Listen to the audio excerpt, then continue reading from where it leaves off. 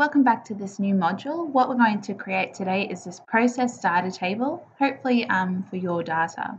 And you can see our goal is to get a mean, standard deviation, standard error, and confidence interval. So what I'm going to do is show you with a sample data set that a group of students collected.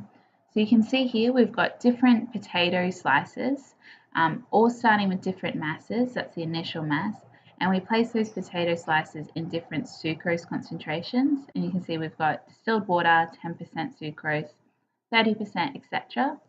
Now this group did this experiment with 3 trials, measured the initial mass, and then after a period of time, they measured the final masses. So what you would have after you've done your experiment is some sort of data table that you've created, but remember our goal is to create something like this.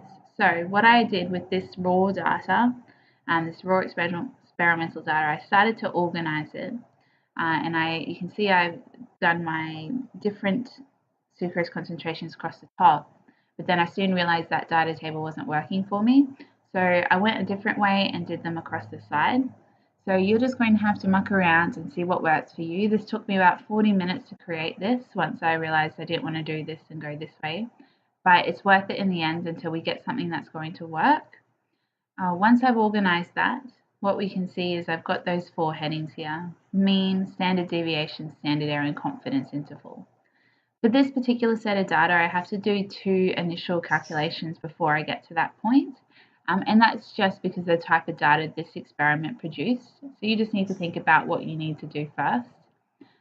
So I need to calculate a change in mass, and because we all started at different initial masses for the potatoes, I'm also going to calculate the percentage change in mass first.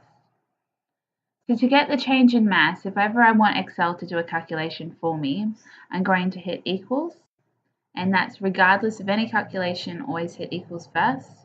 And for change in mass, it's going to be this final mass number minus this initial mass number, and then I can hit enter and it does that calculation for me. You can see I can continue that down, this number minus the initial mass, enter, and that's going to take me a bit of time. The beauty of Excel is, once I've done one calculation, if I want it to continue down that row, I just go to the bottom right hand corner and you can see my mouse will actually change. Once I get on that bottom right hand corner, I'm going to press my left mouse key down and scroll down. And you can see those calculations carry all the way through.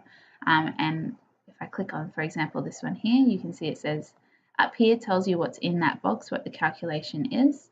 So we've got E14, this one here, minus D14, that's correct, it gives me this answer. Again, I want to calculate percentage change in mass now. So what I can do, again, I want it to do a calculation for me, so I hit equals. And percentage change in mass, I know is change in mass divided by. Now divided by is going to be a slash like this one here. I want to divide by the initial mass, close bracket, and I know I'm going to times 100. Not every set of data for every experiment needs these calculations to be done. It's just for this particular set. So once you calculate a percentage change in mass, again, I can drag my mouse to that bottom right corner. You can see it's changed. Left click, hold down and scroll down, and that calculation carries all the way through. Just ignore the chirping in the background. That's my 2 budgies. So my percentage change in mass, you can see has been calculated. However, we've got all these big massive decimal signs, and sometimes that makes it a little bit difficult for us to read. So if you ever want to format your data for Excel to round for you, I'll do an example here. I'm going to highlight this column. I'm going to right click, format cells. I can click on number, and I can tell Excel to round, for example, to 2 decimal places, to no decimal places. I'll stick with 2. And I'm just going to drag this up so you can see it a bit better. And then I can hit OK. And now it's rounded all those percentage change in mass for me to 2 decimal places. So what you need to do now is calculate the mean, standard deviation, standard error, and confidence interval. And you can see actually on the example, the sample calculations are here to guide us. So we've got percentage change in mass. This is where I would put in, for example, trial 1 and write down the numbers that I did. But we're up to mean now, and you can see for mean they added the numbers up and divided by 5 to get 573%. So let's just look back up at process data. They got 573%. Oh,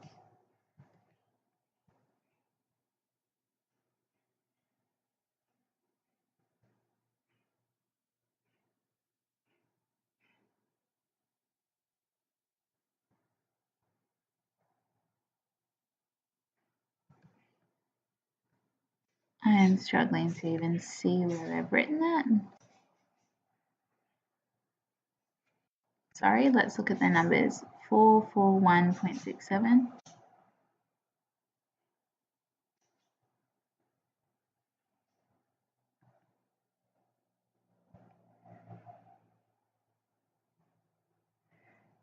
Alrighty, let's just ignore that. It says for the control.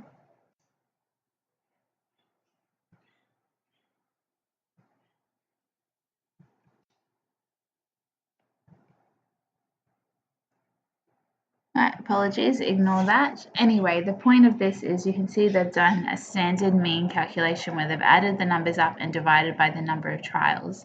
You're welcome to do that, but Excel has a much easier way where we can just hit equals. And another word for mean is average, so I can start to type average. Oh, let me delete that and start again. Start to type average. You can see it's come up, double click, and then it opens a bracket and then it has numbers.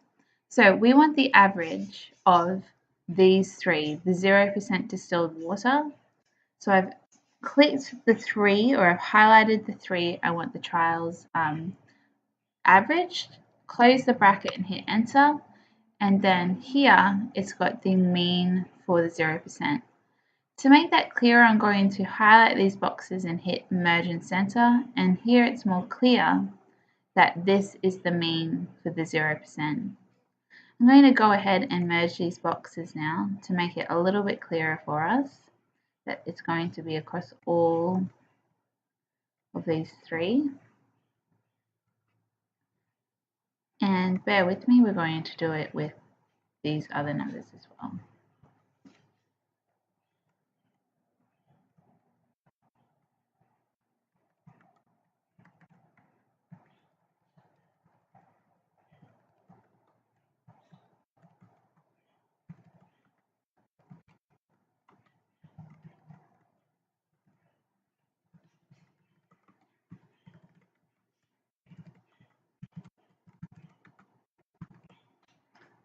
Okay, so just like the previous examples, we want to carry this calculation down. So just go to your mouse, to the right hand corner, showing your mouse changes, left click down and drag, and that's going to find all the means for your percentage change in mass.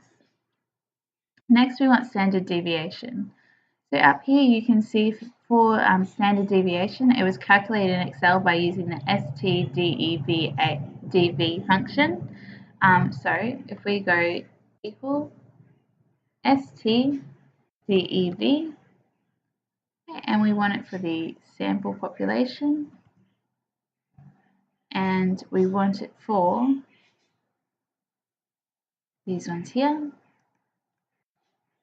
you can see it's calculated the standard deviation, and again we're going to click and drag. There we go. Standard error. So standard error is calculated in Excel by dividing the standard deviation by the square root of the sample size.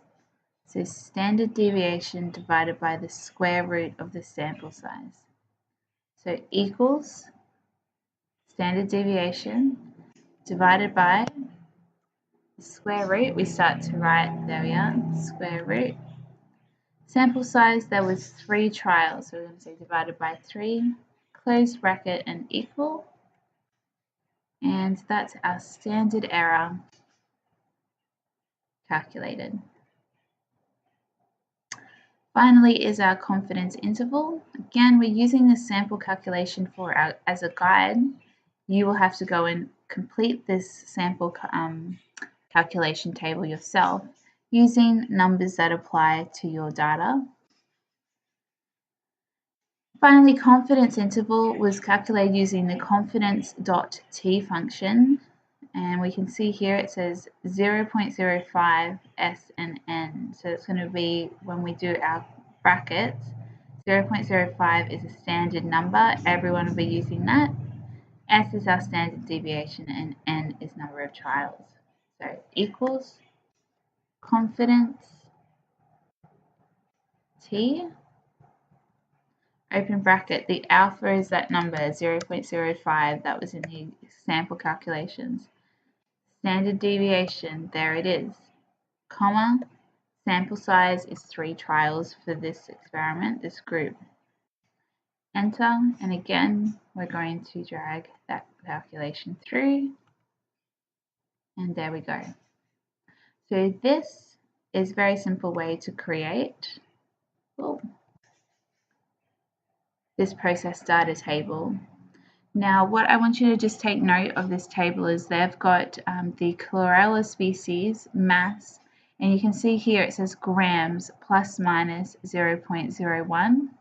This is something you would use, so this is the error that measuring device they're using has, and it should be written on the actual device. So anything you've used with measurements, go check out the error that they list and include that.